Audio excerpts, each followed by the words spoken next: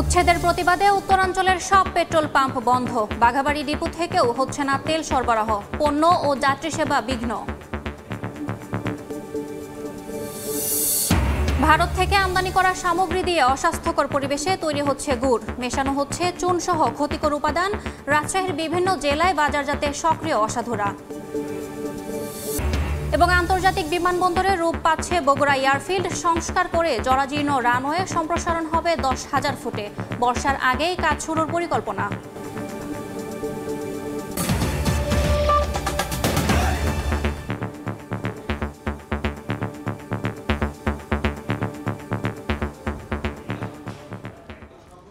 আমন্ত্রণ সময় সংবাদের নিয়মিত আয়োজন বিভাগীয় সময়ে। থাকছে সপ্তাহের 7 দিন ভিন্ন ভিন্ন বিভাগের সংবাদ নিয়ে। আজ থাকছে রাজশাহী বিভাগ, সঙ্গে আছি আমি ইয়াসমিন অনন্যা। মালিক ও শ্রমিক ঐক্য পরিষদের ধর্মঘটে রাজশাহী বিভাগে বন্ধ রয়েছে জ্বালানি তেল সরবরাহ। এতে ফিলিং স্টেশনে এসে জ্বালানি না পেয়ে ফেরত যাচ্ছে যানবাহন। এমন পরিস্থিতিতে দুর্ভোগে পড়েছেন সাধারণ মানুষ। কালো কাপড় মোড়ানো তেলের পাম্প, জ্বালানি না পেয়ে ফিলিং স্টেশন থেকে ফেরত যাচ্ছে যানবাহন। পেট্রোল পাম্প মালিক শ্রমিকদের ধর্মঘটে দেশের উত্তরাঞ্চলে বন্ধ জ্বালানি তেল সরবরাহ।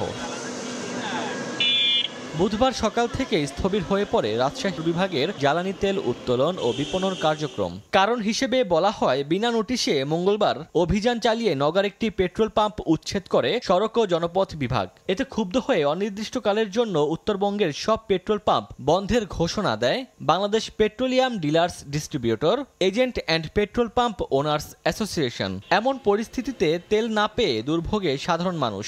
চরম দুর্ভোগ। এখন আমরা এই হয়রানি শিকার, এখন কোথায় আমরা তেল নিতে যাবো বলে? আমার তেল আছে এক দাগ, আমাকে অনেক দূরে যাওয়া লাগবে, এখন আমি তেল কোথায় পাবো? জ্বালানি সরবরাহ বন্ধ থাকায় স্থবির হয়ে পড়েছে সিরাজগঞ্জের বাঘাবাড়ি নৌবন্দরের কার্যক্রম। অয়েল ডিপোতে আটকে আছে তেলবাহী ট্যাঙ্কার। অনির্দিষ্টকালের জন্য তেল উত্তোলন এবং বিক্রি বন্ধ রাখা হয়েছে। মালিকদের এই দাবি দেওয়া না মানা পর্যন্ত আমরা আমাদের এই পদক্ষেপ অব্যাহত থাকবে। সিরাজগঞ্জের বাঘাবাড়ি নৌবন্দরের পদ্মা, যমুনা ও মেঘনার অয়েল ডিপো থেকে উত্তরাঞ্চলের 16 জেলায় জ্বালানি তেল সরবরাহ হয়। ওমর ফারুক, সময় সংবাদ। এ নিয়ে আরো তথ্য জানাতে এই মুহূর্তে সিরাজগঞ্জের বাঘাবাড়িতে আছেন সহকর্মী রিঙ্কু কুন্ডু। সরাসরি যাচ্ছি তার কাছে। নওগাঁ মহাসড়কের পাশে একটি পেট্রোল পাম্প উচ্ছেদকে কেন্দ্র করে পেট্রোল পাম্প ওনার অ্যাসোসিয়েশনের ডাকে যে ধর্মঘট, সেটি কিন্তু চলছে আজ সকাল 7টা থেকে। আমরা আছি সিরাজগঞ্জের বাঘাবাড়ি অয়েল ডিপো এলাকায়। আমরা এই ধর্মঘটের কারণে যেটি দেখেছি যে সকাল থেকে কিন্তু এক প্রকার স্থবির হয়ে পড়েছে পুরো বাঘাবাড়ি বন্দর। কারণ এই বাঘাবাড়ি নৌবন্দরে কিন্তু পদ্মা, মেঘনা, যমুনা তিনটি যে রাষ্ট্রায়ত্ত প্রতিষ্ঠান, সেই তিনটি রাষ্ট্রায়ত্ত প্রতিষ্ঠানের অয়েল ডিপো রয়েছে এবং এই ডিপো থেকেই উত্তরবঙ্গের 16 জেলা এবং টাঙ্গাইল ও শেরপুর এই কয়েকটি জেলায় কিন্তু তেল সরবরাহ হয় এই ডিপো থেকে।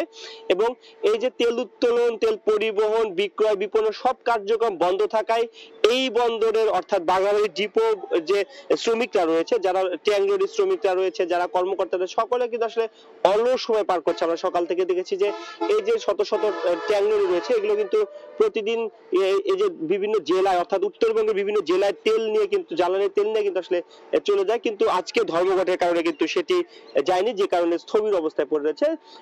এই যে ওনার অ্যাসোসিয়েশনের যে ধর্মঘট, অনির্দিষ্টকালের যে ধর্মঘট, তার সাথে একাত্মতা প্রকাশ করেছেন উত্তরবঙ্গ ট্যাংলোরি শ্রমিক ইউনিয়নের নেতৃবৃন্দ। তাদের সাথে আমাদের কথা হয়েছে, তারা যেটি জানিয়েছে যে তাদের যে দাবি দেওয়া বা এই যে তারা যেটি বলছে যে বিনা নোটিশে তাদের যে পেট্রোল পাম্পটি ভেঙে দেওয়া হয়েছে, সেটির প্রতিবাদে মূলত এই ধর্মঘট এবং অনির্দিষ্টকালে সেই ধর্মঘট চলছে। আমরা বেশ কিছু পাম্পে কথা বলেছি, তেলের পাম্পে, সেখানে কিন্তু আমরা দেখেছি যে যারা গ্রাহক রয়েছে অর্থাৎ বিভিন্ন যানবাহন নিয়ে তেল পাম্পে তেল নিতে যাচ্ছে, তারা কিন্তু আসলে ফিরে যাচ্ছে। তো বলা যায় যে এক প্রকার ভোগান্তি হচ্ছে কিন্তু গ্রাহকদের। আর যে এই যে এই বাঘাবাড়ি নৌবন্দরে যে সকল ট্যাংলোরি রয়েছে, যে সকল চালক রয়েছে, তারা কিন্তু আসলে অলস সময় পার করছে। সকাল 8টা থেকে শুরু হয়েছে এই অনির্দিষ্টকালের ধর্মঘট এবং নেতৃবৃন্দ আমাদেরকে যেটি জানিয়েছেন যে এই যে ঘটনাটি ঘটেছে অর্থাৎ পেট্রোল পাম্প উচ্ছেদের যে ঘটনাটি, সেটির যে একটি সুরাহা না হওয়া পর্যন্ত কিন্তু তাদের অনির্দিষ্টকালের ধর্মঘট তারা আসলে চালিয়ে যাবেন বলে আমাদেরকে জানিয়েছে। তো সেই অবস্থাতে আমরা দেখছিলাম যে পেট্রোল ডিপো থেকে যে তেল উত্তোলন সহ তেল বিপণন, বিক্রয় সব ধরনের কার্যক্রম কিন্তু আসলে বন্ধ রয়েছে। তো বলা যায় যে যে পেট্রোল পাম্প ওনার অ্যাসোসিয়েশনের যে ধর্মঘট সেটির কারণে কিন্তু পুরো স্থবির বাঘাবাড়ি নৌবন্দর। তো এই ছিল সিরাজগঞ্জ বাঘাবাড়ি থেকে আমার কাছে সবশেষ খবর। সরাসরি যুক্ত ছিলাম সিরাজগঞ্জের বাঘাবাড়িতে। রাজশাহী বিভাগের বিভিন্ন জেলায় খেজুর ও আখের গুড় তৈরিতে ব্যবহৃত হচ্ছে ক্ষতিকর হাইড্রোস, চিনি, চুন ও রং।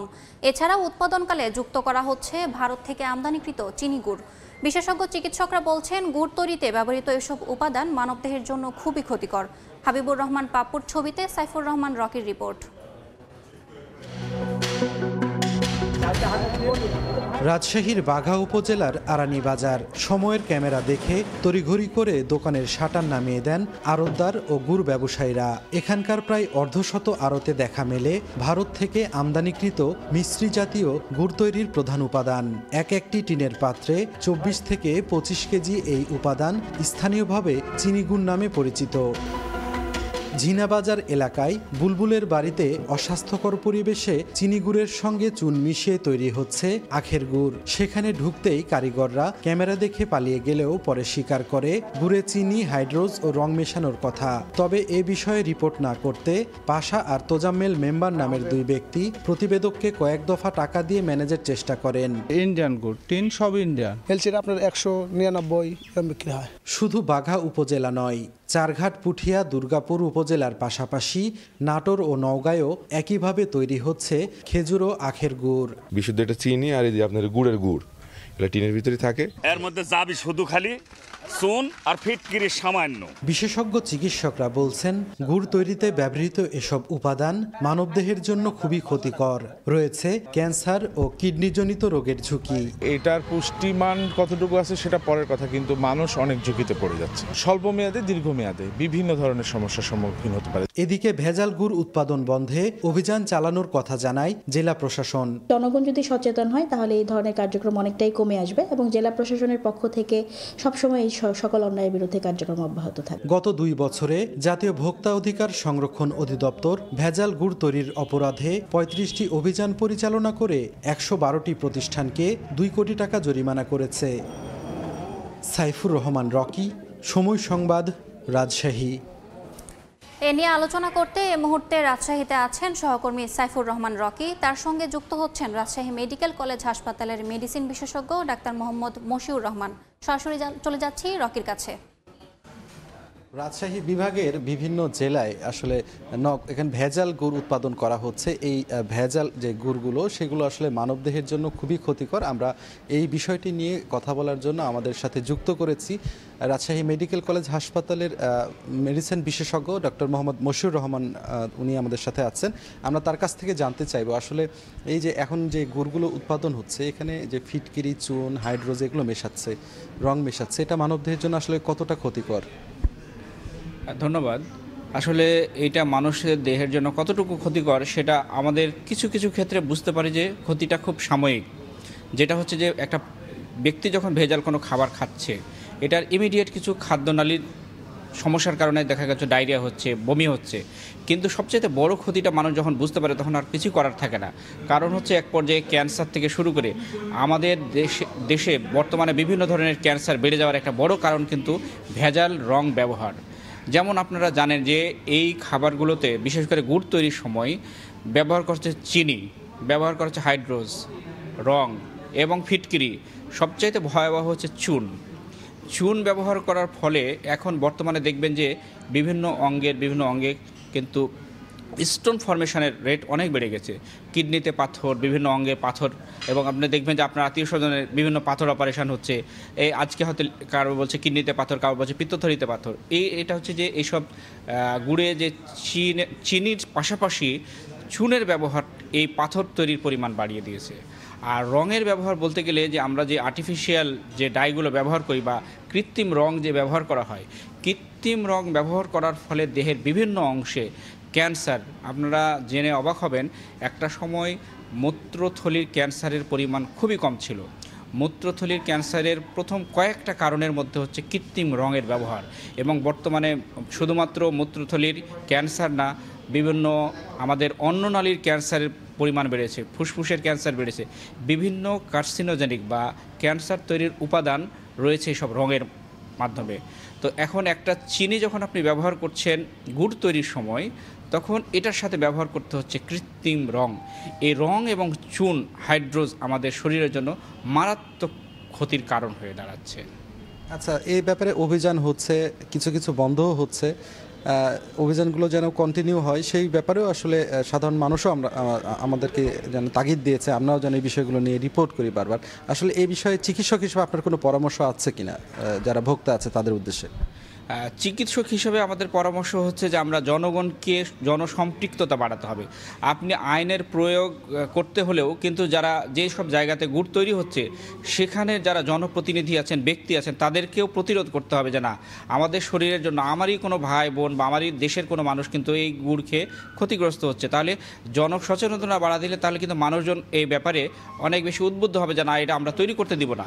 এরপরে আমাদের ভোক্তা অধিকার আইন আছে, আমাদের বিভিন্ন ভেজাল বিরোধী অনেকগুলো অভিযান হয়, এবং আমাদের যারা মিডিয়াতে কাজ করছে, আমাদের সাংবাদিক ভাইরা আছে, আমাদের মিডিয়ার অনেক বড় একটা ভূমিকা আছে মানুষকে সম্পৃক্ত করা এবং মানুষকে এই মিডিয়ার মাধ্যমে আরও বেশি জানানো যে এই কৃত্রিম রং এবং এই ভেজাল খাবারের যে রঙের ব্যবহার, চুনের ব্যবহার আমাদের প্রজন্ম থেকে প্রজন্ম ক্যান্সারের পরিমাণ বেড়ে যাবে এবং অনেক ক্ষতিগ্রস্ত হবে আর্থিক। ধন্যবাদ ডাক্তার মশিউর রহমান আমাদের সাথে এতক্ষণ যুক্ত ছিলেন, তিনি ক্ষতিকর দিকগুলোর কথা বলছিলেন। আমরাও চাই যে রাজশাহীতে যে ভেজাল গুড় তৈরি হচ্ছে সেটি যেন একেবারে বন্ধ হয়ে যায়, প্রশাসন যেন তৎপর হয়। তো এই ছিল আমার কাছে রাজশাহী থেকে সর্বশেষ। সরাসরি যুক্ত ছিলাম রাজশাহী থেকে। রাজশাহী নগরীর আবর্জনা, পয়ঃবর্জ্য, ক্লিনিক্যাল ও কলকারখানার বর্জ্য মিশছে বার্নই নদীতে। এতে বিষাক্ত হয়ে গেছে নদীর পানি। স্থানীয়রা বলছেন এ পানি গোসল কিংবা গৃহস্থালির কোনো কাজে ব্যবহার করা যায় না। 2 বছর আগে নগর কর্তৃপক্ষ তরল বর্জ্য শোধনাগার নির্মাণের প্রস্তাব দিলে তা আলোর মুখ দেখেনি। হাবিবুর রহমান পাপ্পুর ছবিতে মওদুদ রানার রিপোর্ট। রাজশাহী নগরীর সিটি পশুহাটের পাশের বড় ড্রেন, নিয়মিত ড্রাম ট্রাকে করে বিভিন্ন এলাকার বর্জ্য ফেলা হয় ড্রেনের ভেতর। দূষণ আর দুর্গন্ধে অতিষ্ঠ স্থানীয়রা। এলাকাবাসী বলছে রাজশাহী নগরীতে এমন বড় 8টি সহ মোট 315 কিলোমিটার ড্রেন রয়েছে। এসব ড্রেনে ফেলা তরল বর্জ্য বারাহী নদী ও নবগঙ্গা নদীর মাধ্যমে গিয়ে মেশে বারনয় নদীর পানিতে। দুর্গন্ধে থাকা যায় না, ছোট বাচ্চারা যদি যায় তাও মনে করেন একটা প্রবলেম হতে পারে। দূষণের কারণে রাজশাহীর পবা থেকে নাটোর হয়ে নওগাঁর আত্রাই পর্যন্ত প্রায় 60 কিলোমিটার নদীর পাড় এলাকায় পড়েছে বিরূপ প্রভাব। গা চুলকায়, গায়ে ফুসে ফুসে মানে ঘাও সিস্টেম হয়, সব ভাসা উঠে মরে যায়।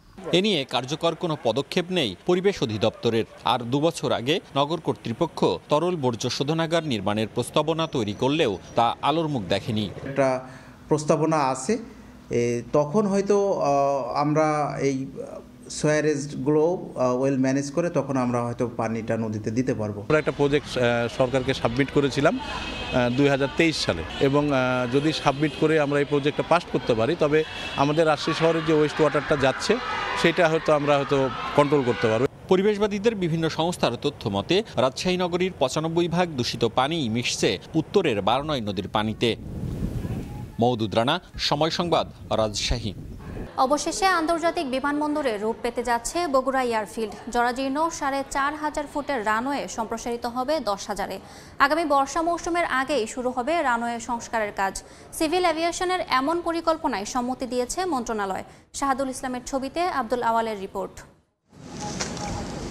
4700 ফুট দীর্ঘ রানওয়ে, পূর্ণাঙ্গ কন্ট্রোল টাওয়ার, টার্মিনাল ভবন সহ প্রয়োজনীয় সবকিছু থাকলেও কোনো বাণিজ্যিক বিমান ওড়েনি বগুড়া বিমানবন্দরে। 2000 সালে নির্মাণ কাজ শেষ হলে রক্ষণাবেক্ষণের জন্য দায়িত্ব দেওয়া হয় বিমান বাহিনীকে। 2 যুগ ধরে আকাশপথের সেবা থেকে বঞ্চিত বগুড়াবাসী। রাজনৈতিক পট পরিবর্তনের পর অবশেষে আন্তর্জাতিক বিমানবন্দরে রূপ নিতে যাচ্ছে বগুড়া এয়ারফিল্ড। এরই মধ্যে সংশ্লিষ্ট বিভাগের ঊর্ধ্বতন কর্মকর্তারা বিমানবন্দরটি পরিদর্শন করেছেন। এখন চলছে সমীক্ষার কাজ। এখানে যদি আপনি বিনিয়োগ বান্ধব করতে চান, বিনিয়োগকে আকৃষ্ট করতে চান, এখানে এয়ারপোর্টের বিকল্প নেই। শহীদ চান্দু স্টেডিয়ামেও দীর্ঘ 17 বছরে আন্তর্জাতিক খেলা করায়নি বিমানবন্দর না থাকার অজুহাতে। বিষয়টি রাজনৈতিক প্রতিহিংসা বলে মনে করেন এলাকাবাসী। লোকালি একটা উন্নয়ন হবে, আমি আশাবাদী যে আমাদের এর থেকে সরকার সরকারি রাজস্ব আমরা আশা করি রাজস্ব দ্বিগুণ করে দিতে পারব। বগুড়া মানুষ একদিকে যেমন সে চান্দু স্টেডিয়ামে আন্তর্জাতিক খেলার দাবি জানাচ্ছে, একইভাবে এখানে দাবি জানাই আমরা আপনার বিমানবন্দরের। কর্তৃপক্ষ জানিয়েছে চলতি শুষ্ক মৌসুমে শুরু হবে রানওয়ে সংস্কারের কাজ। পরে 4 ধাপের প্রথম পর্যায়ে রানওয়ে আরো 6000 ফুট বাড়িয়ে অভ্যন্তরীণ যাত্রী পরিবহন সেবা চালু করা হবে। পরের ধাপগুলোতে উন্নীত করা হবে আন্তর্জাতিক বিমানবন্দরে। ফিজিবিলিটি স্টাডি করা হয়েছে, ইমিডিয়েট যে আমাদের রানওয়েটা মেরামতের কাজ এই শুষ্ক মৌসুমে শুরু হয়ে যাবে। গভর্নমেন্ট অফ বাংলাদেশের এখানে অ্যাপ্রুভালের ব্যাপার আছে, সবকিছু মিলিয়ে এগিয়ে যাব, কিন্তু ফার্স্ট ফেজটা আমরা এখনই শুরু করতে চাই, বিকজ রানওয়েটা নষ্ট যদি হয়ে যায় তাহলে নিচে থেকে করতে গেলে হিউজ অ্যামাউন্ট অফ মানি হবে। যাত্রী পরিবহনের পাশাপাশি শিল্পপণ্য রপ্তানির সুযোগের মধ্য দিয়ে দেশের অন্যতম হাব হয়ে উঠবে বগুড়া, এমনটাই প্রত্যাশা সংশ্লিষ্টদের। আব্দুল আউয়াল, সময় সংবাদ, বগুড়া। পুরনো যন্ত্রাংশ দিয়ে খুঁড়িয়ে চলছে নাটোরের নর্থ বেঙ্গল চিনিকল। প্রায়ই যন্ত্রাংশ বিকল হয় বন্ধ থাকছে আখ মারাই কার্যক্রম। চলতি মারাই মৌসুমে টারবাইন বিস্ফোরণের ঘটনা ঘটলেও টনক নড়েনি কর্তৃপক্ষের। 2013 সালে চিনিকলটি সংস্কারের উদ্যোগ নেওয়া হলেও বাস্তবায়ন হয়নি 15 বছরেও। প্রতিনিয়ত জীবনের ঝুঁকি নিয়ে কাজ করছেন শ্রমিকরা। আল মামুনের পাঠানো তথ্য ও রোকনুজ্জামানের ছবিতে রিপোর্ট। 1933 সালে স্থাপিত নাটোর নর্থ বেঙ্গল চিনিকলে চলছে 92তম মাড়াই মৌসুমের কার্যক্রম। কারখানাটির অধিকাংশ যন্ত্রপাতি প্রতিষ্ঠালগ্নের। মরিচা ধরা অনেক যন্ত্রই নষ্ট হয়ে যাওয়ার ভয়ে হাত দেওয়া হয় না। এছাড়া মাটির প্রলেপ চালানো হচ্ছে কারখানার অনেক পাইপে। কারখানার শ্রমিকরা জানায়, নষ্ট যন্ত্রপাতি বারবার মেরামত করে সচল রাখায় প্রায়ই ঘটছে ছোট বড় দুর্ঘটনা। এমএলএর এ টু জেড পর্যন্ত সবকিছু ড্যামেজ হয়ে গেছে, নষ্ট হয়ে গেছে। আমরা জীবন হাতে করে মৃত্যুর সাথে পাঞ্জা লড়ে কাজ করতেছি। 2013 সালে চিনিকলটির যন্ত্রাংশ বদলানোর উদ্যোগ নেওয়া হলেও তা বাস্তবায়ন হয়নি। 2024 সনে ফিজিবিলিটি স্টাডির ডিপিপি পাস হয়ে গেছে, এর পিডিও নিয়োগ হয়ে গেছে। যদি মিলটিকে মডার্নাইজ করা যায়, মারাই ক্ষমতা বাড়ানো যাবে এবং এর উন্নয়নও সম্ভব হবে। চলতি মাড়াই মৌসুমে 2 লাখ মেট্রিক টন আখ মাড়াই করে 15,000 মেট্রিক টন চিনি উৎপাদনের লক্ষ্যমাত্রা নির্ধারণ করেছে চিনিকলটি। সময় সংবাদ, নাটোর। সিরাজগঞ্জ রায়গঞ্জ আঞ্চলিক সড়কের 20 কিলোমিটারের মধ্যে 5টি সেতুই ঝুঁকিপূর্ণ। দীর্ঘদিন ধরে সংস্কার না হয় এসব বেইলি ব্রিজে প্রায়ই ঘটছে ছোট বড় দুর্ঘটনা। এছাড়া শিয়ালকোল এলাকার বেইলি ব্রিজটি প্রায় 6 মাস ধরে ভেঙে পড়ে থাকলেও নেওয়া হয়নি সংস্কারের উদ্যোগ। রিঙ্কু কুণ্ডুর রিপোর্ট, ছবি তুলেছেন অমৃত সেন। বছরখানেক আগে সিরাজগঞ্জ নলকা আঞ্চলিক সড়কের শিয়ালকোল এলাকায় বেইলি ব্রিজ ভেঙে গেলেও সংস্কার না করে রেখে দেওয়া হয়। কদিন পরে সেই ব্রিজ থেকে পড়ে মারা যায় এক ব্যক্তি। ভেঙে যাওয়া ক্ষতিগ্রস্ত সেই ব্রিজটি এখনও ওইভাবে ফেলে রাখা হয়েছে। এদিকে সিরাজগঞ্জ রায়গঞ্জ আঞ্চলিক সড়কের কাঠের পুল থেকে ধানগড়া পর্যন্ত 20 কিলোমিটারের মধ্যে রয়েছে 5টি ঝুঁকিপূর্ণ বেইলি ব্রিজ। দীর্ঘদিনের পুরনো এসব ব্রিজ দিয়ে ঝুঁকি নিয়েই প্রতিদিন শত শত যানবাহন চলাচল করছে। এতে প্রায়ই ঘটছে ছোট বড় দুর্ঘটনা। সড়ক ও জনপথ বিভাগ ব্রিজের উভয় পাশে ঝুঁকিপূর্ণ ব্রিজ দিয়ে 5 টনের অধিক ওজনের যানবাহন চলাচল নিষেধ সম্বলিত সাইনবোর্ড লাগালেও তা মানা হচ্ছে না। এই ব্রিজটা 10 চাকা গাড়ি উঠে ভেঙে যাওয়ার পরে এই ব্রিজটা এইভাবে রয়েছে। সপ্তাহে একটা দুইটা অ্যাক্সিডেন্ট হয়, এরকম মনে করেন যে সমস্যা। ডালাই ব্রিজ ছেড়ে দিলে আমার পাবলিক রক্ষে ভালো, গাড়ি রক্ষে ভালো। ভিড় পড়ে যায় গাড়ির, একটা গাড়ি বড় গাড়ি পার হওয়ার সময় আমরা পার হতে পারি না। সড়ক ও জনপথ বিভাগ বলছে দ্রুত ঝুঁকিপূর্ণ ব্রিজগুলো অপসারণ করে একই স্থানে নতুন সেতু নির্মাণ করা হবে। আমরা রায়গঞ্জ রাস্তার যে 5টি বেইলি ব্রিজ আছে এগুলো আমরা প্রতিস্থাপন করে পুনর্নির্মাণ করব। এটি আমরা প্রকল্প প্রণয়ন করতেছি এবং খুব শীঘ্রই আমরা এই প্রকল্পটা আমরা প্রেরণ করতে পারবো অনুমোদনের জন্য। আর যেটা নলকার যে বেইলি সেতুটা আছে, এটা পাশে আমাদের কিছু আমরা পিএমপি সেতু নির্মাণ করে থাকি। আমরা সেই সেতু প্রকল্পে এইটা নিয়ে আমরা এই কাজটা করে দিতে পারবো। সিরাজগঞ্জের 9টি উপজেলায় এখনও 12টি বেইলি ব্রিজ রয়েছে, যার মধ্যে 2টি বেইলি ব্রিজ অপসারণ করে নতুন ব্রিজ নির্মাণের প্রকল্প চলমান রয়েছে বলে জানিয়েছে সড়ক ও জনপথ বিভাগ। রিঙ্কু কুণ্ডু, সময় সংবাদ, সিরাজগঞ্জ। রাজশাহী অঞ্চলের আমের গাছগুলোতে দুলছে মুকুল। গত বছরের তুলনায় এবার মুকুল বেশি আসায় ভালো ফলনের প্রত্যাশা বাগানীদের। গুণগত মানের আম উৎপাদনে বাগানীদের সহায়তার আশ্বাস ফল গবেষণা কেন্দ্রের। আব্দুস সালামের ছবিতে শাহিন আলমের রিপোর্ট। চলতি মৌসুমে রাজশাহী অঞ্চলের আমের বাগানগুলোতে মুকুল আসা শুরু হয়েছে। মাঘের শেষে আশানুরূপ মুকুল আসায় খুশি বাগানীরা। সেই সঙ্গে বেড়েছে ব্যস্ততাও। গাছের গোড়া পরিষ্কারের পাশাপাশি পোকা দমনে ছিটানো হচ্ছে কীটনাশক। সংশ্লিষ্টরা বলছেন, আমের আকার ও গুণগত মান ঠিক রাখতে মুকুল আসার এই সময় গাছের বিশেষ যত্ন নিতে হয়। পরিচর্যা আগে থেকে করলে জিনিসটা ভালো হবে, ফলনটা ভালো হবে। গোড়া কোপাই দিয়ে আমরা জঙ্গলগুলো আগে পরিষ্কার করে দিই যেন পোকামাকড় না থাকে। আমের উৎপাদন ঠিক রাখতে বাগানীদের পরামর্শ দেয়া হচ্ছে বলে জানায় ফল গবেষণা কেন্দ্র। মুকুল আসার পরে যেটা দিব সেটা হলো আমরা ইমিডাক্লোরোপিড 0.75 ml পার লিটারে এবং 2 গ্রাম ম্যানকোজেব পার লিটার পানিতে দিয়ে পুরোপুরি স্প্রে করে দেব। কৃষি বিভাগের তথ্য মতে রাজশাহী অঞ্চলে 96,200 হেক্টর জমিতে আমের বাগান রয়েছে। চলতি মৌসুমে উৎপাদন লক্ষ্যমাত্রা নির্ধারণ করা হয়েছে 13.5 লাখ মেট্রিক টন আম। শাহিন আলম, সময় সংবাদ, রাজশাহী। বিভাগীয় সময়ের শীর্ষ সংবাদগুলো জানিয়ে দিচ্ছি আরেকবার। উচ্ছেদের প্রতিবাদে উত্তরাঞ্চলের সব পেট্রোল পাম্প বন্ধ। বাঘাবাড়ি ডিপো থেকেও হচ্ছে না তেল সরবরাহ। পণ্য ও যাত্রী সেবা বিঘ্ন। ভারত থেকে আমদানি করা সামগ্রী দিয়ে অস্বাস্থ্যকর পরিবেশে তৈরি হচ্ছে গুড়। মেশানো হচ্ছে চুন সহ ক্ষতিকর উপাদান। রাজশাহীর বিভিন্ন জেলায় বাজারজাতে সক্রিয় অসাধুরা।